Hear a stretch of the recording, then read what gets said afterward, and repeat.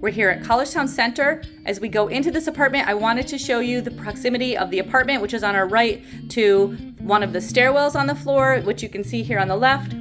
We're also close to the trash and recycle chute for this floor, and you can see the end of the hallway over here. We're going into apartment 312. This is a north rectangle, and it has a renovated kitchen and bathroom. So this is all new in here. This is a gorgeous new kitchen. I love this gray colors, these nice new fixtures in here. The microwave is on a shelf above the sink. You can see the refrigerator. There's the dishwasher below the sink and the sprayer.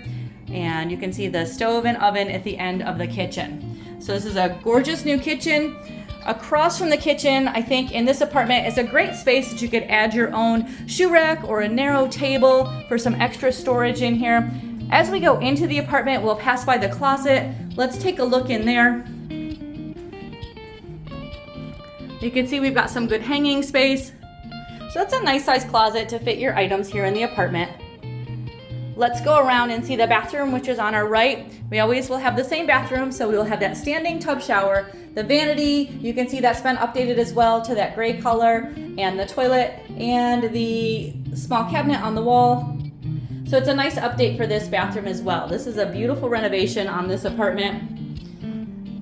As we go into the apartment, the studio apartments will always have the same furnishings. There will be a desk and chair, a dresser, a bookshelf, a dining table and chair, and that full-size bed. Of course, the furnishings will vary from apartment to apartment in style, but they will be the same items.